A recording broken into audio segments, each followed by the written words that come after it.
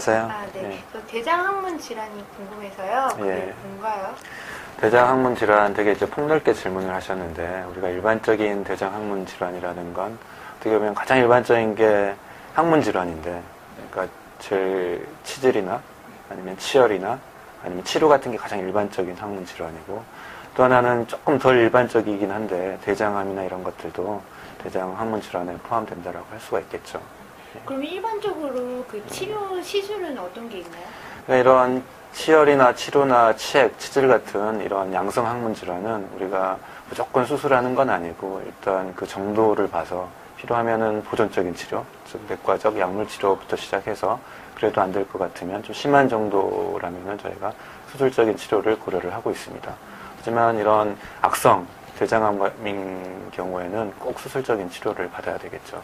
그러면 한사랑병원에서 이제 선생님이 하고 계시는 시술은 어떤 게 있을까요?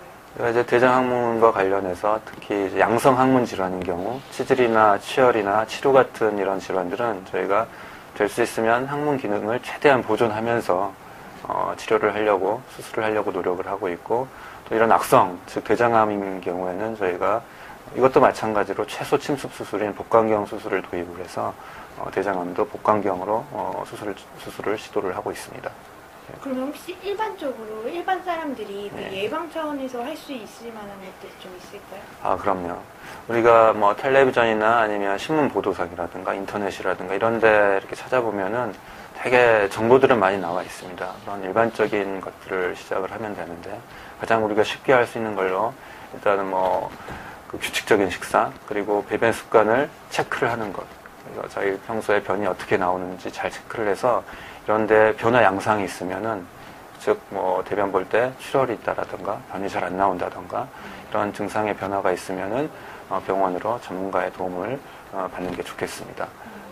이런 걸 통해서 어느 정도 조기에 이렇게 진단이 가능하다면은 어느 정도 예방을 할 수가 있고, 또 하나는 이제 대장 내시경이나 이런 것들을 정기적으로 시행을 한다면은 용종이라든가 아니면 대장암이라든가 이런 것들도 얼마든지 조기에 발견해내고 치료할 수가 있기 때문에 정기적인 검사, 이것도 마찬가지로 예방법이라고 할 수가 있겠습니다. 용종이 뭐고 이제 치료를 어떻게 해야 하나요? 예.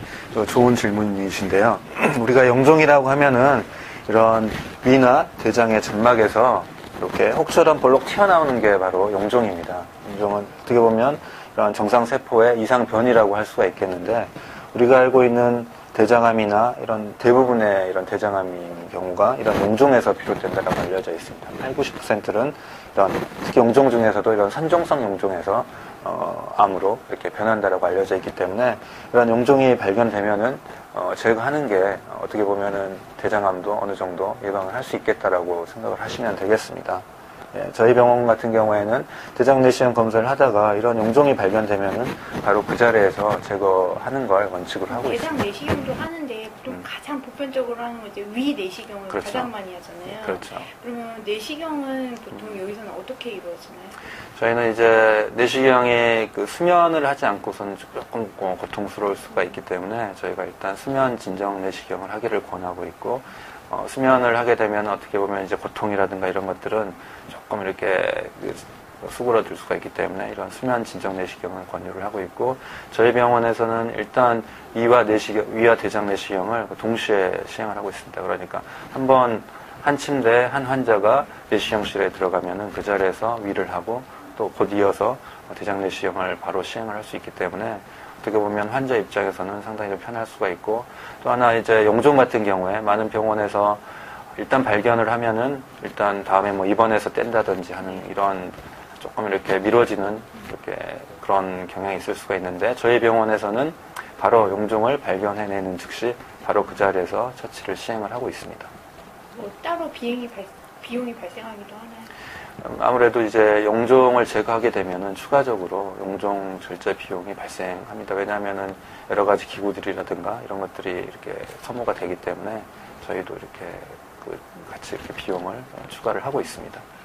네, 홈페이지도 보고 이제 좀 오면서도 밖에서 기다리면서 봤는데요. 한사랑병원에서는 그 그 소독 세척에 관련돼서도 되게 철저해야 한다고 들었어요. 예. 어떤 과정으로 좀 이루어지나요? 아무래도 이제 이 내시경 자체가 사실을 뭐 한 번 쓰고 한 번 버리는 그런 물건은 아니기 때문에 저희가 상당히 소독에 상당히 신경을 쓰고 있습니다. 네, 그 이제 제가 살펴본 바로는 그 내시경에서 정막 하박 미술? 정막하 박리술. 아, 네. 그게 또 어떤 건지 좀 궁금하네요. 예, 그렇죠. 이게 최근에 이제 언론이나 또 텔레비전에서 보면은 그 김태원이라든가 이런 게 이제 조기암인 경우에 점막하 박리술을 그러니까 그 수술을 시행하지 않고 배를 절개하는 이제 이런 수술을 시행하지 않고 내시경 수술을 했다라는 얘기를 아마 들어보셨을 텐데 여기서 말하는 내시경 수술이 바로 점막하 박리술입니다. 점막하 박리술은 뭐 종양이 크거나 아니면 조기암인 경우에 이걸 수술로 장기를 떼내지 않고 그 종양이 있는 부위만 내시경 칼을 이용해서 그리고 내시경 칼에 연결된 고주파 전기 치료기를 이용해서 그 부분 점막 칼을 도려내는 이렇게 시술을 한다라는 거고 이건 상당히 이제 고도의 테크닉과 또 상당한 또 시간을 요하는 수술이기 때문에 어떻게 보면 저희 병원에서 자랑할 만한 이런 시술 방법이라고 할 수가 있겠습니다. 혹시 이제 이런 부분도 예방 차원에서 좀 지켜야 할 것들이 좀 있을까요? 그러니까 저희가 이제 예방이라고 하면은 1차 예방과 이제 2차 예방으로 나눌 수가 있겠는데, 뭐 1차 예방이라고 하면 아예 처음부터 안 생기게 하는 게 가장 1차 예방이고, 그러기 위해서는 앞에서 얘기한 것처럼 뭐 식습관이라든가 또 생활 습관을 잘 이렇게 본인이 잘 유지하는 게 가장 중요하겠고, 또 하나는 이제 2차 예방이라고 해서, 발견되더라도 조기에 발견하는 것. 이게 또 2차 예방이라고 할 수가 있습니다. 조기에 발견되면은 아무리 암이라고 하더라도 치료율이나 완치율이 높기 때문에 조기에 발견해내서 치료하는 게 가장 중요하겠고, 그런 조기 발견을 위해서는 우리나라에서 가장 흔한 위암과 또 대장암 이런 것들을 조기에 발견해내기 위해서 이런 내시경 검사를 정기적으로 해보는 게 중요하겠습니다. 금방 말씀하셨듯이 그 내시경이 좀 정기적으로 검사하는 네. 것도 중요하잖아요. 혹시 네. 주기가 따로 있나요? 그렇죠. 저희가 이제 추천하는 건 일단 본인이 위험 요인을 가지고 있다고 하면, 그러니까 뭐 가족력이 있다거나 아니면 예전에 뭐 검사에서 영종을 뭐 여러 개 발견했다거나 이런 어느 정도 위험 요인을 가지고 있다면은 대장 내시경인 경우에는 한 40세 정도 되면은 일단 시작을 해보기를 권유를 하고 있습니다. 그리고 별 한 다음에 별 이상이 없더라도 한 5년 정도마다 한 번씩은 해보는 걸 저희가 권유를 하고 있고, 미내시경 같은 경우에는 저희가 좀 더 반복해서 한 1년에서 2년 정도마다 한 번씩 해보는 걸 권유를 이렇게 하고 있고, 증상이 있다면은 굳이 이런 주기를 따를 필요는 없고 저희가 원하는 때 꼭 한번 해보시는 게 중요하다고 할 수가 있겠습니다. 네, 너무 잘 알았고요. 네, 네. 설명 너무 감사드립니다. 예, 감사합니다. 네, 감사합니다.